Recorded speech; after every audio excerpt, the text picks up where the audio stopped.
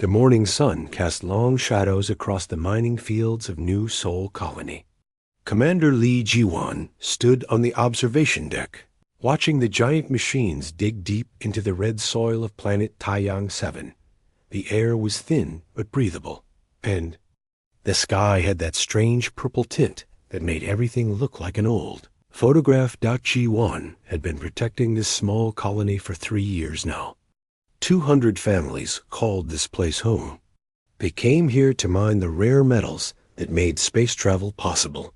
It was hard work, but good work. The kind that built strong communities on the edge of human space. Commander, we have something on the long-range sensors. The voice belonged to Lieutenant Park Min-ho, a young man with quick hands and a quicker mind. He ran up the metal stairs, his boots making sharp sounds on each step. Ji-won turned from the window. What kind of something? Min-ho handed him a data pad. The screen showed 12 red dots moving toward their planet. Ships, sir. Big ones. They'll be here in 6 hours. Ji-won studied the display. The ships were massive, much larger than anything humans built. Did they answer our greeting signal? Yes, sir. You're not going to like it. They walked quickly to the communication center. Dr. Kim Nari was already there, her medical coat replaced by work clothes. She had been studying the signal data. It's definitely not human, she said. The language patterns are completely different from anything in our databases. Engineer Choi Sun-ho looked up from his console. I've been running the translation program. It's not perfect, but I think I got the main message. He pressed a button, and a mechanical voice filled the room. Human settlement on planet designated Sector 7 Alpha. You will surrender all mining operations and evacuate immediately. Compliance will ensure your survival. Resistance will result in total destruction. You have 1 solar rotation to respond. The room went quiet. Ji-won felt his stomach tighten. Play it again. They listened to the message 3 more times. Each time, it sounded more threatening. What do we know about these aliens? Ji-won asked Dr. Nari. Nothing good, she replied, pulling up files on her screen. I've been checking our databases. These ships match the design patterns of the Vorthek Empire. They're a military confederation that's been expanding across this part of the galaxy. They don't negotiate. They just take what they want. Civilian. Leader Yoon Hana entered the communications center. She was a small woman with steel in her voice. Commander, the colonists are asking questions. They can see the ships on their personal scanners now. Ji-won nodded. Gather everyone in the main hall. All military personnel and all civilians. We need to talk. An hour later, the entire colony sat in a large meeting hall. Children held tight to their parents. Workers still had dirt under their fingernails from the morning shift. The military personnel stood at the back, their faces serious.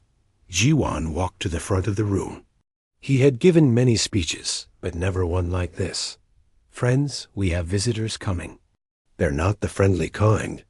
They want our colony, and they want Yu's gone. A miner named Chun-wook raised his hand. What are our options, Commander? We can leave, Ji-won said. Pack up everything we can carry and go back to Earth. Start over somewhere else. And if we stay? Asked Bei Sora, a farmer who grew food in the colony's greenhouse domes. Ji-won looked around the room. These people had built something special. Here, they had families, homes, futures. If we stay, we fight. But I won't lie to you. We're outnumbered. They have 12 warships.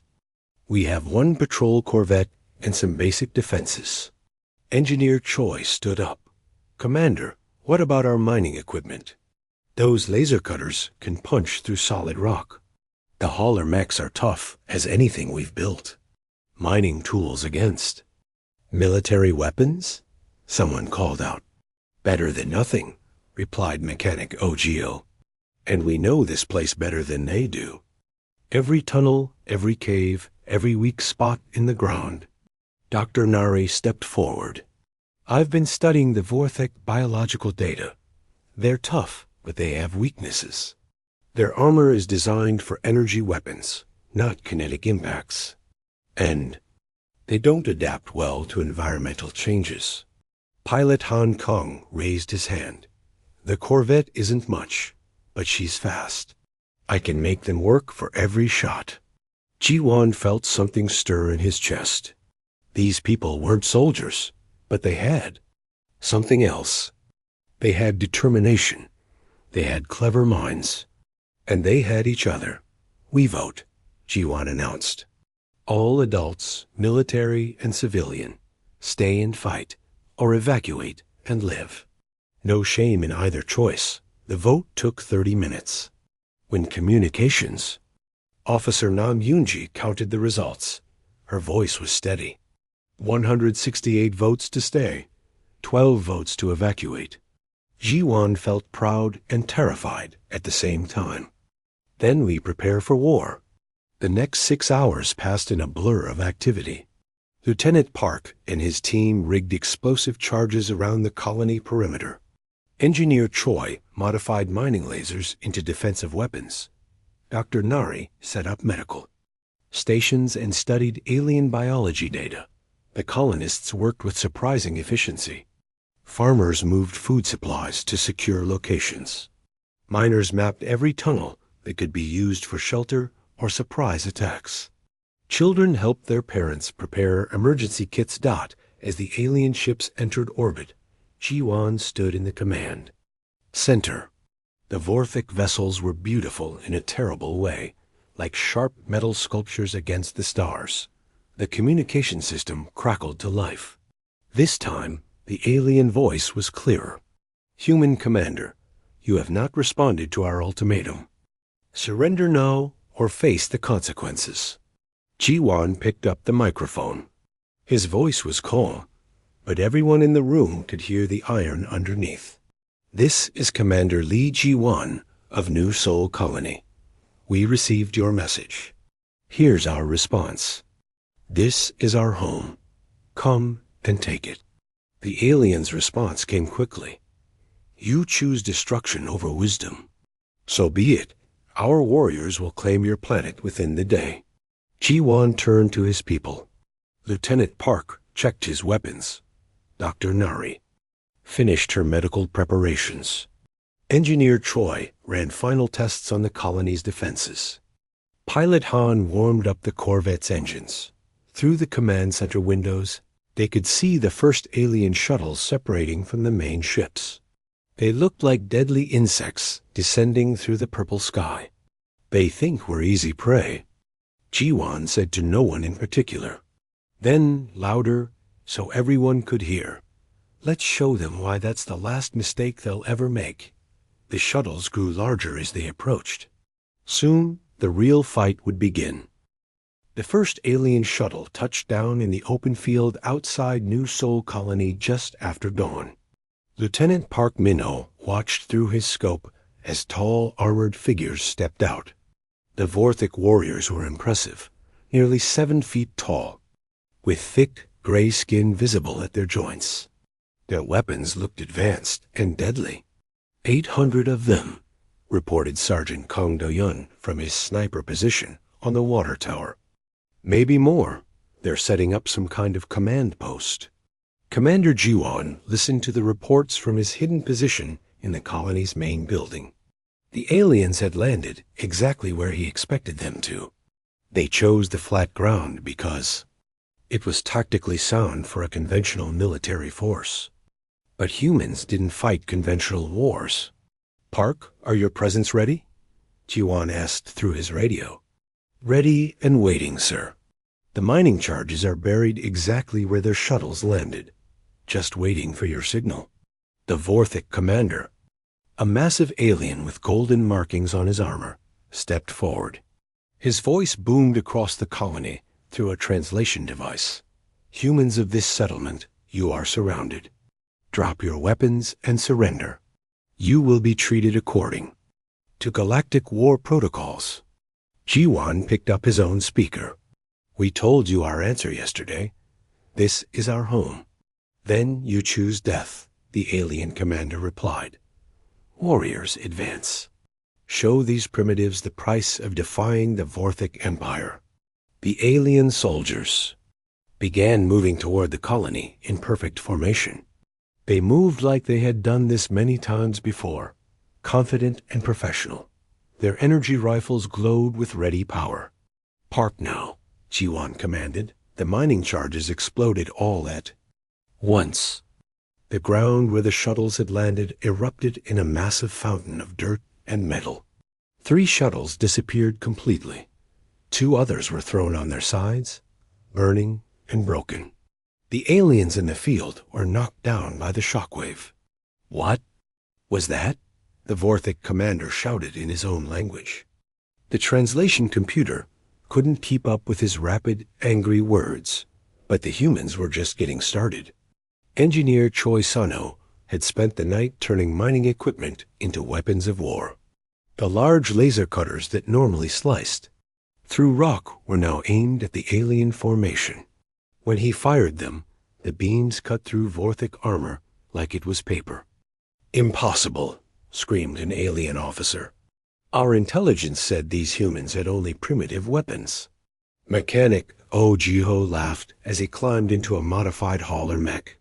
The machine was designed to carry tons of ore, but now it carried armor, plating, and improvised weapons. He charged into a group of aliens, using the mech's massive arms to scatter them like toys. Dr. Kim Nari watched the battle from the medical station she had set up in the colony school. She wasn't just treating wounded humans. She was studying the alien bodies that Sergeant Kong's sniper rifle had brought down. Their armor is designed for energy weapons, she reported over the radio, but it's weak against kinetic impact. Rocks, metal fragments, anything physical hits them much harder. This information spread quickly among the defenders. Farmer Bay Sora had organized the civilian volunteers into teams. They began using slingshots and improvised catapults to throw rocks and metal pieces at the aliens. It seemed silly, but it worked. The Vorthic were confused and hurt by these simple weapons. This is not how warfare works, complained a Vorthic captain to his commander. They're using mining tools and throwing rocks. Where are their military formations? Where is their strategy? But that was exactly the point. Humans didn't fight the way other species fought. When a Vorthic squad tried to advance down the main street, they found that Lieutenant Park had turned it into a deadly maze. Every building had hidden shooters.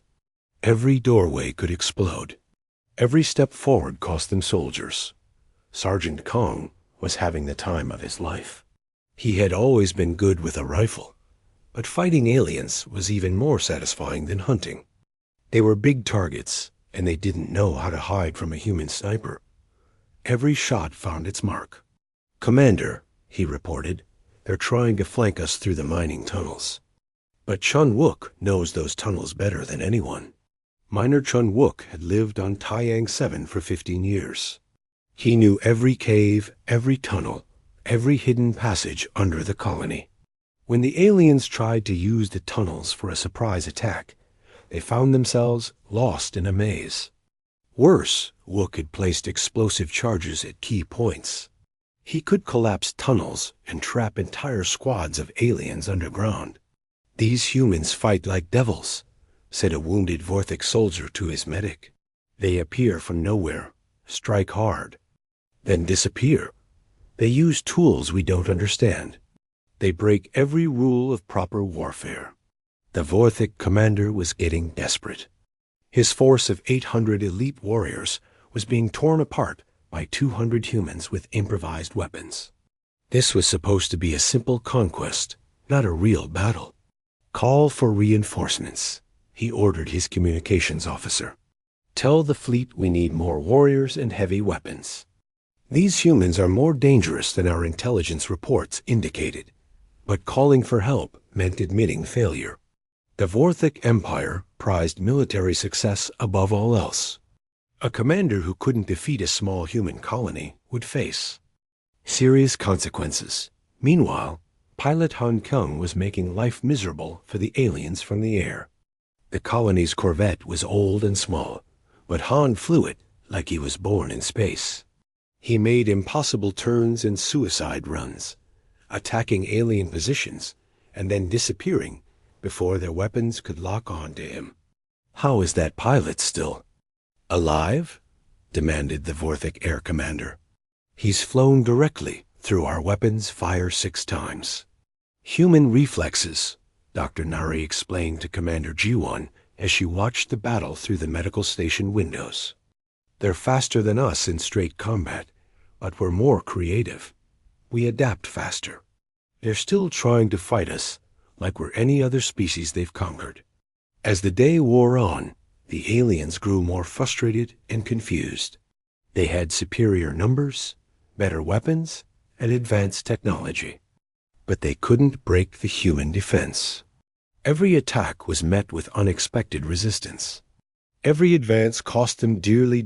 Engineer Choi had turned the entire colony into a weapon. The water pipes could spray scalding liquid. The electrical grid could deliver stunning shocks. Even the garbage disposal systems had been weaponized to create obstacles and traps. "This is madness," said the Vorthic commander as he watched another squad of his warriors retreat from the colony center. "They're using household appliances as weapons. They've turned children's toys into explosives. How do we fight an enemy that doesn't follow any military doctrine?" Communications officer Nam Yoonji was monitoring alien transmissions from her hidden post in the communication center. She translated their conversations for Commander G1. "They're scared, sir. They keep calling us the devil species and chaos fighters. They've never seen anything like human tactics."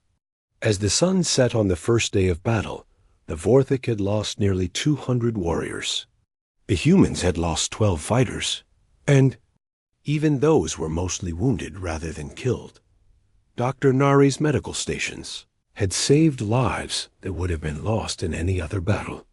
"Status report," Commander G1 requested from his command post. "Ammunition holding steady," reported Lieutenant Park. "We're making more explosives from mining supplies." "Defenses are still strong," added Engineer Choi. "The aliens damaged some outer buildings, but the core colony is secure." "Medical situation is stable," said Dr. Nari. "And I've learned a lot about alien biology from the samples we've collected." The Vorthic commander stood among the wreckage of his shuttles and stared at the human colony.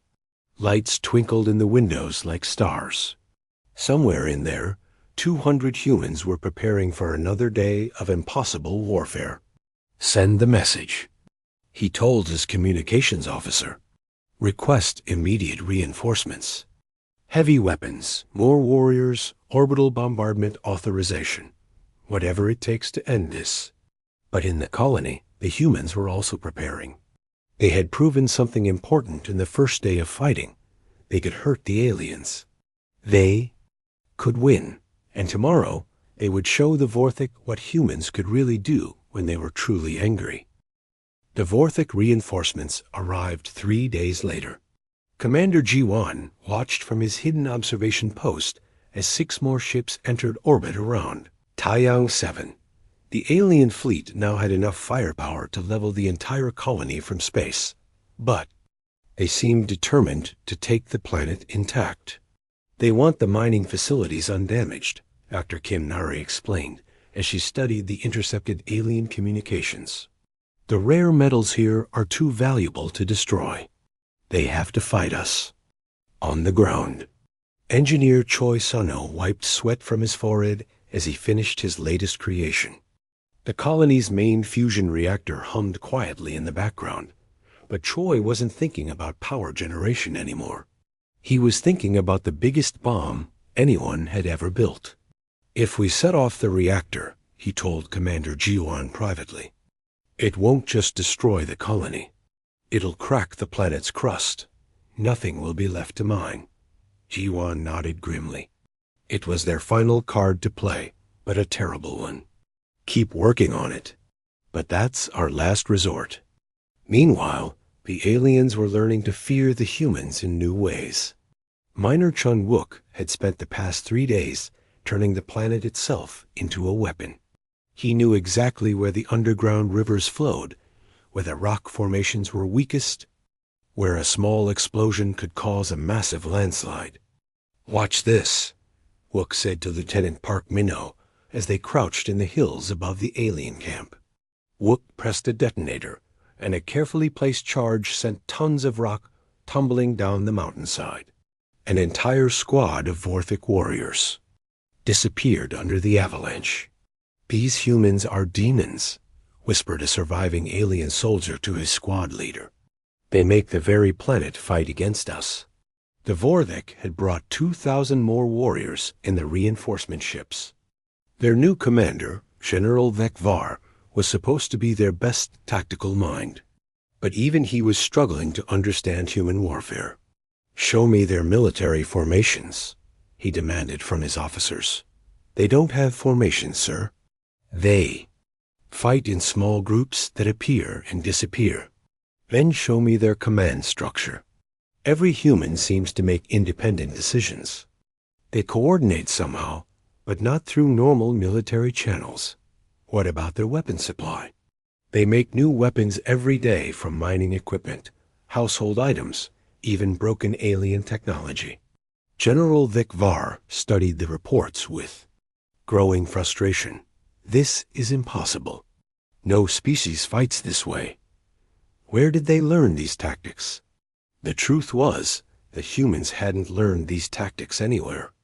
They were making them up as they went along, adapting to each situation with a creativity that no military academy taught. Pilot Han Kang was the perfect example. His corvette should have been shot down on the first day, but he kept finding new ways to survive. He flew through the planet's ring system, using chunks of ice and rock as cover. He hid in the planet's magnetic field, where alien sensors couldn't track him properly. He even flew backwards sometimes, using the corvette's rear engines to confuse enemy targeting systems.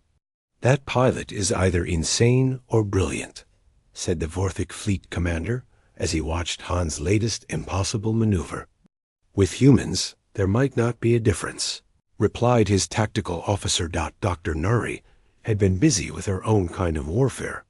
She had discovered that the local microorganisms on Taiyang 7 were harmless to humans, but could make Vorthic soldiers very sick. She had weaponized these germs, spreading them through the alien camp using infected water supplies and contaminated equipment. "Half their warriors are suffering from fever and digestive problems," she reported to Commander Ji-won. "They're calling it demon sickness because they can't figure out what's causing it." The psychological effect was even more important than the physical damage. The Vorthic were starting to believe that the planet itself was cursed, that the humans had supernatural powers. Sergeant Kong Do-yun was helping to build that reputation.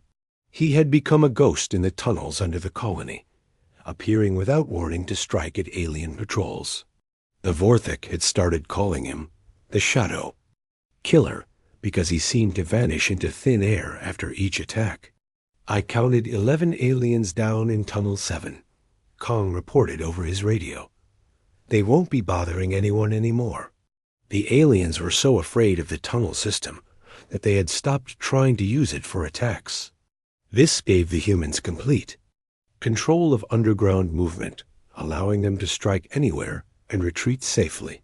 Farmer Bay Sora had organized the civilian resistance into a deadly efficient network. Children delivered messages between fighting positions. Elderly colonists operated communications equipment. Even the youngest adults were learning to make bombs from farming chemicals. "This is our home," Sora explained to a new volunteer. "Every person here has something to fight for. The aliens are just doing a job that makes all the difference." Mechanic Ojiho had salvaged enough alien technology to build amazing new weapons. He had taken Vorthic energy rifles and modified them too. Work with human power sources. He had stripped armor from alien vehicles, and used it to upgrade the colony's defensive barriers. Every piece of alien equipment that fell into human hands became a weapon against them. Their technology is more advanced than ours, Jiho explained to Engineer Choi, but it's also more complicated. We understand simple machines better than they do. We can fix anything with spare parts and determination. The Vorthik were learning this lesson the hard way. When their vehicles broke down, they needed specialized repair facilities and trained technicians. When human equipment broke down, someone like Chiho could fix it with scrap metal and ingenuity. Communications. Officer Nam Yunji had become an expert at intercepting alien transmissions. She not only translated their messages, but also broadcast fake orders that sent alien units into traps. The Vorthik communication system was sophisticated but rigid. They followed orders without question, even when those orders came from humans pretending to be their commanders. Squad 12 is heading directly into Lieutenant Park's minefield, Yunji reported with satisfaction. They think they're following General Vekvar's orders. The aliens were starting to doubt their own communication system. Some units ignored orders entirely, afraid they might be human tricks. Others followed every command blindly, making them easy to manipulate. As the siege entered its second week, the Vorthik fleet commander received an urgent message from his home base. Other alien species were watching the battle at Taiyang 7 with great interest. If the mighty Vorthik Empire couldn't defeat a small human colony, it would change the balance of power in the galaxy. End this quickly, the message ordered. Use whatever force is necessary. The reputation of the Empire depends on victory. But General Vekvar was beginning to understand something terrible. The humans weren't just fighting to defend their colony. They were fighting like it was the most important battle in the universe. Every day, they became more dangerous and more creative. Send a message to the human commander, he ordered. Offer them terms. Safe passage off the planet in exchange for surrender. The reply came back within an hour. Commander Jiwan's voice was calm but determined. We already gave you our answer. This is our home. Come and take it. That night, as General Vekvar studied tactical reports in his command ship, he made a disturbing realization. The humans weren't just defending anymore. They were starting to hunt his warriors actively. Small groups of aliens were disappearing completely, leaving no trace behind. Equipment was being sabotaged in ways that looked like accidents, but happened too often to be coincidence. Sir, his intelligence officer reported, we've lost contact with 3 more patrol units. And someone has been interfering with our supply. Shuttles. Half our ammunition shipments have been contaminated with unknown substances. The humans were taking the war to the aliens now, and they were winning. In the colony. Commander Jiwan looked out at the alien ships in orbit and felt something he hadn't expected. Confidence. His people had not just survived the impossible. They had turned the impossible into victory. Status report, he requested from his officers. Ammunition supplies are actually increasing, reported Lieutenant Park. We're making more from captured alien materials than we're using. All defensive. Systems are operational and improved, added Engineer Choi. Plus, I've got some surprises ready for their next major assault. Medical situation is excellent, said Dr. Nari. Human casualties are minimal, and alien casualties are mounting daily. Communication intercepts show they're afraid of us now, concluded Nam Yunji. They call us the devil species in every transmission. Jiwan smiled for the first time in days. The aliens had come here expecting easy prey. Instead, they had found predators. 3 weeks into the siege, Admiral Zethkar of the Vorthik fleet was a desperate alien. He had committed 4,000 warriors to what should have been a simple conquest. Instead, he was losing soldiers every day to an enemy that refused to fight by any known rules of warfare. The High Command is asking questions, his communications officer reported nervously. They want to know why we haven't secured a simple mining colony. Admiral Zethkar stared at the tactical display showing Taiyang 7. The human colony still glowed defiantly on his screens, surrounded by the wreckage of alien equipment and the graves of alien soldiers.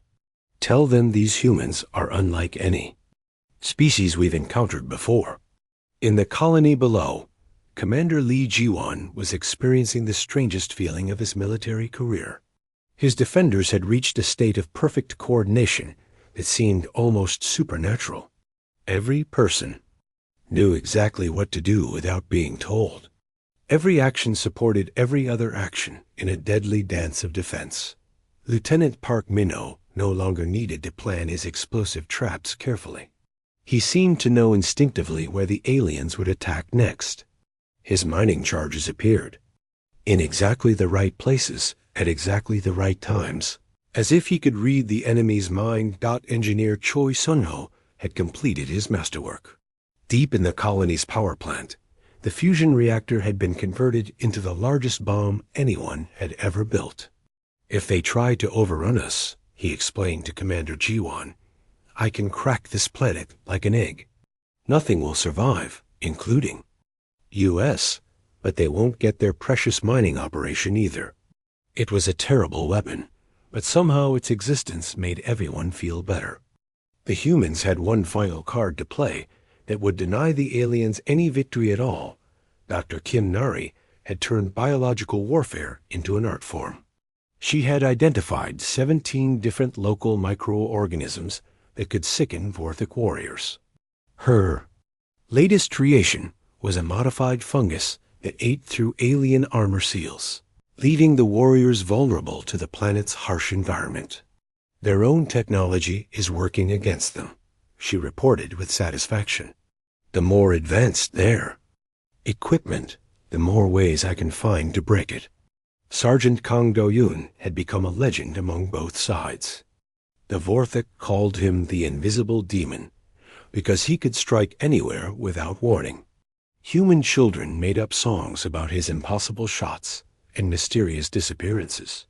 Kang himself was starting to believe he might actually be supernatural. 37. Confirmed kills today, he reported over the radio. The aliens are so scared they're shooting at shadows. It was true. Vorthic patrols were firing at empty tunnels, abandoned buildings, and strange sounds in the night. Their fear was making them waste ammunition and reveal their positions to real human hunters. Farmer Bay Sora had organized the civilian resistance into something that military academies would study for decades. Every person in the colony, from the youngest child to the oldest grandparent, had a role in the defense. They moved supplies, carried messages, made weapons, and provided support with an efficiency that amazed even themselves. We're not just fighting for our lives, Sora explained to a group of new volunteers. We're fighting for our children's future, for our right to exist, for our place in the galaxy. That's why we can't lose. Mechanic Oh Jiho had become the colony's weapon master. He had salvaged so much alien technology that he was building advanced weapons faster than the aliens could ship in replacements. His latest creation was a railgun made from mining equipment and Vorthic power cells that could punch through the heaviest alien armor. They keep sending us better materials, Gio laughed as he installed the new weapon on the colony's defensive wall. Every assault gives us more equipment to work with. Pilot Han Kyung had evolved beyond human piloting into something that defied physics. His battered Corvette moved through space like a living thing, appearing and disappearing from alien sensors in ways that made no scientific sense. Dvorthic pilots were afraid to engage him because he had never lost a fight. That human pilot broke 3 of our fundamental laws of physics in his last maneuver, complained a Vorthic flight commander. How do we fight something that doesn't obey natural laws? The truth was that Han had simply learned to use the Corvette beyond its design limits. Human reflexes and creativity allowed him to push the ship in ways its builders never intended.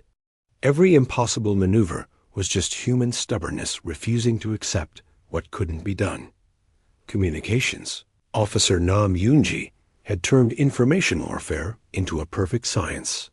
She could predict alien movements by analyzing their communication patterns. She could disrupt their coordination by broadcasting false orders at crucial moments.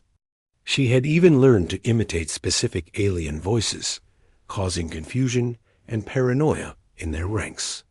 "They're starting to distrust their own commanders," she reported to Commander Ji-won.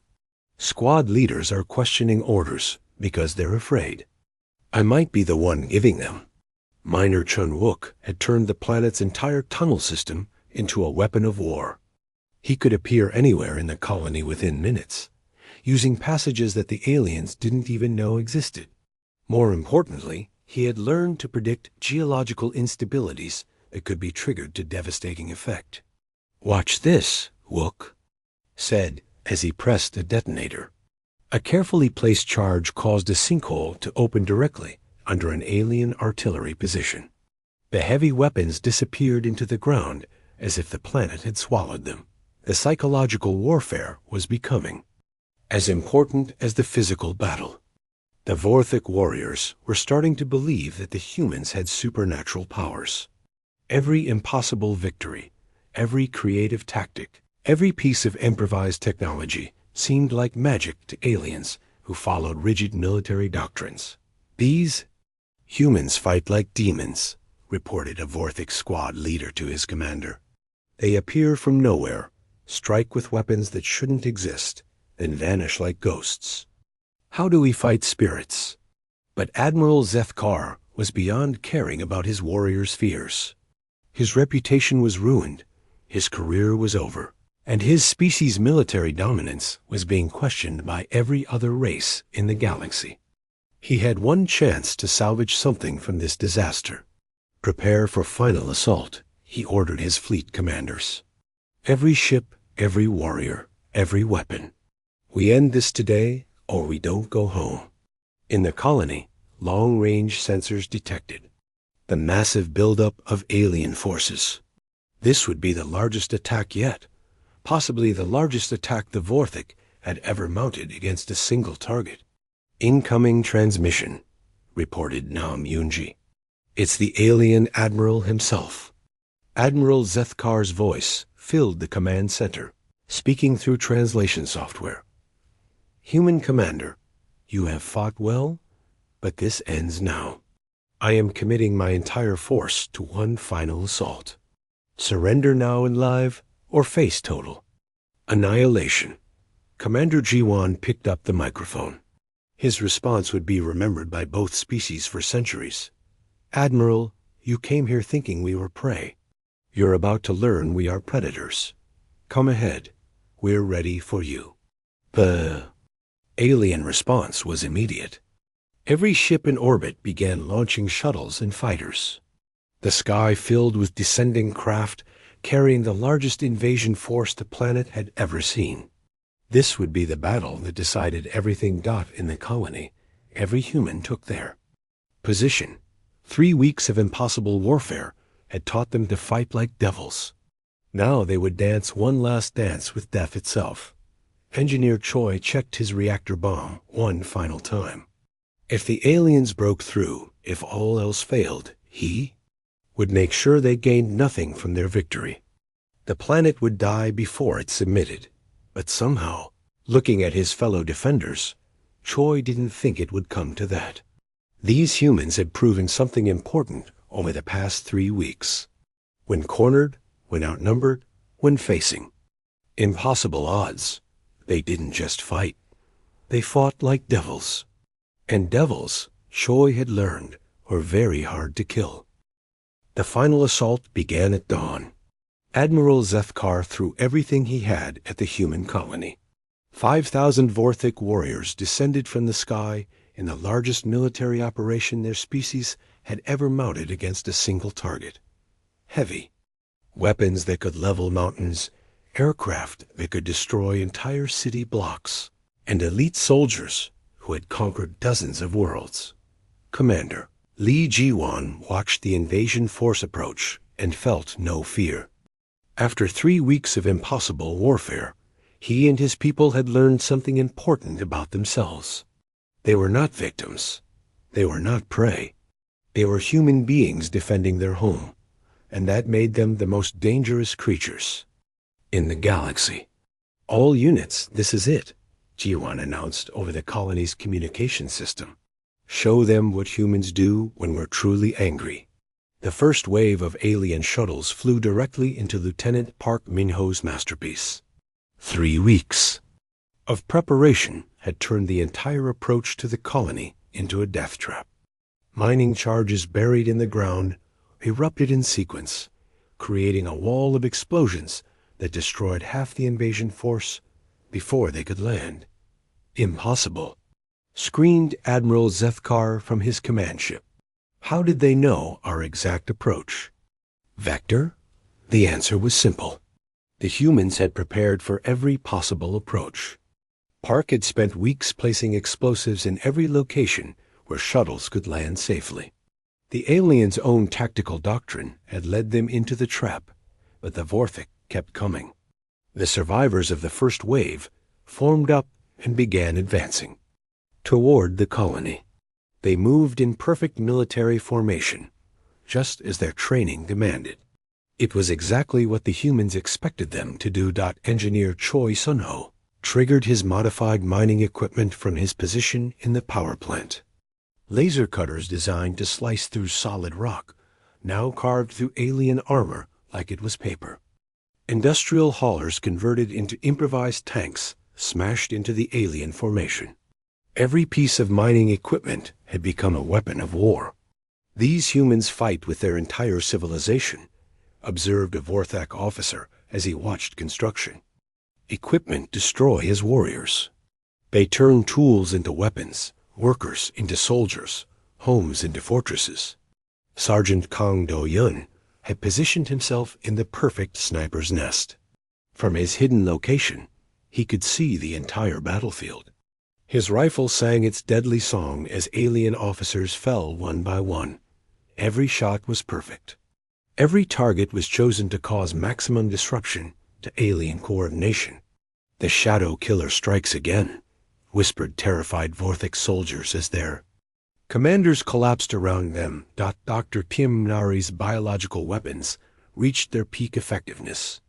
The local microorganisms she had weaponized were now spreading through the alien ranks like wildfire. Vorthik warriors collapsed from fever and sickness. Their own advanced life support systems, designed to protect them from hostile environments, were spreading the human-made plagues throughout their forces. "Their very breath is poison to us," gasped a dying Vorthik medic. "These humans have turned the planet itself against us." Farmer Bai Sora led the civilian resistance in a coordinated assault that military historians would study for generations. Children delivered ammunition to fighting positions. Elderly colonists operated communication equipment. Adults who had never held weapons before fought with the determination of professional soldiers. "Every person here has something worth fighting." "4," Sora shouted over the sounds of battle. "That's something the aliens will never understand." Mechanic Ogio unveiled his ultimate creation. Weapons built entirely from salvaged alien technology, but designed with human creativity. Energy. Rifles that fired in patterns the aliens had never seen. Armor-piercing ammunition made from their own ship's hull material. Every weapon was a fusion of alien science and human ingenuity. "They gave us the materials." Jiho laughed as his railgun punched through an alien armored vehicle. "We just had to show them what humans could do with it." Pilot Han Kyung performed the impossible one final time. His battered Corvette dove through the massive alien fleet like a shark among minnows. He destroyed supply ships, command vessels, and communication relays with surgical precision. The Vorthik fleet began to lose coordination as their support systems collapsed. "That pilot is not human," declared a Vorthik admiral in amazement. "No mortal being could fly like that." But Han was simply the perfect example of human refusal to accept limitations. Every impossible maneuver was just stubbornness given form. Every death-defying attack was human creativity refusing to be contained. By physics or common sense. Communications officer Nam Yoonji orchestrated the information war with devastating efficiency. False orders sent alien units into killing zones. Intercepted communications revealed their battle plans before they could execute them. She had learned to think like a Vorthic commander, which allowed her to predict and counter their every move. The humans know our tactics better than we do, complained a confused Vorthic general as his carefully planned assault fell apart. Minor Chun Wook saved his best surprise for last. As the alien forces concentrated for their final push, he triggered a geological catastrophe that had taken weeks to prepare. The ground under the main alien formation collapsed into a massive sinkhole, swallowing hundreds of warriors and their equipment. The planet itself fights for the humans, whispered survivors of the disaster. As the battle reached its climax, something unexpected happened. Long-range sensors detected new ships entering the system. For a moment, both sides wondered if more Vorthic reinforcements had arrived. Then Nam Yoonji's excited voice filled the command center. "Commander, those are human ships. The relief fleet is here." Admiral Sarah Chun of the Human Space Navy had received the distress calls from Taiyang 7. Weeks ago, she had brought every ship she could gather for the rescue mission. But as her fleet emerged from hyperspace, she realized the colonists didn't need rescuing anymore. "This is Admiral Chun to New Sol Colony," she broadcast. "We came here to evacuate civilians and hold off an alien invasion. What's your status?" Commander Jiwan's response was filled with pride. "Admiral, we don't need evacuation. But if you want to help us finish this fight, you're welcome to join in." The arrival of the human fleet changed everything. Admiral Zethkar found himself caught between the planet's defenders and fresh human warships. His invasion force was trapped on the ground, his fleet was outnumbered in space, and his reputation was completely destroyed. "Admiral," his communications officer reported with a shaking voice, "we're receiving a surrender command from the human fleet commander." Admiral Zethkar looked at the tactical display. His mighty invasion force was broken. His elite warriors were beaten by human civilians with improvised weapons. His advanced technology had been turned against him by human ingenuity. There was only one choice left. "Signal the human commander," he ordered. "Request terms for surrender." The response came from Commander Jiwan, not Admiral Chun. His voice was calm, but carried the authority of someone who had earned victory through blood and determination. "You came here thinking we were prey. Leave here knowing we are predators. Take your survivors and go. Never come back." The Vorthic evacuation took 3 days. The mighty empire that had conquered dozens of worlds retreated, in defeat from a single human colony. News of the battle spread throughout the galaxy within weeks. Other alien species learned an important lesson. Humans might look weak, but they fought like devils when cornered. 6 months later, Commander Jiwan stood on the same observation deck, where the story had begun. The mining fields were operating again. The colony was rebuilt and stronger than ever. Children played in the streets, while adults maintained vigilant watch. They had proven something important about human nature. Dr. Nari approached him with a report. "The medical analysis is complete," she said. "We lost 18 people in the entire siege. The aliens lost over 3,000. Military historians are calling it the most one-sided victory in recorded galactic warfare." "What are they calling us?" Jiwan asked. Nari smiled. "The devil species, the chaos fighters, the humans who turn the impossible into inevitable." Lieutenant Park joined them, carrying the latest intelligence reports. "Sir, were receiving messages from human colonies throughout the galaxy. They all want to know how we did it. What did you tell them? G1 asked. The truth, Park replied. We told them that humans don't fight fair. We don't follow rules. We don't accept defeat. When someone threatens our homes, our families, our way of life, we become something they never expected. And what's that? Asked Dr. Nari. Park grinned. Devils. And devils, as the Vorthik learned, are very hard to kill. Engineer Choi had dismantled his planet-cracking bomb, but he kept the plans, just in case. Sergeant Kong still patrolled the tunnels, though now he hunted dangerous animals instead of alien soldiers. Pilot Han had been promoted to squadron leader and was training other pilots in impossible maneuvers. The Battle of Taiyang 7 became the turning point in human expansion into the galaxy. Other species learned to respect human determination. Some feared it, some admired it, but all of them remembered the lesson. Humans were not prey. They were predators who looked harmless until threatened. And when threatened, they fought like devils.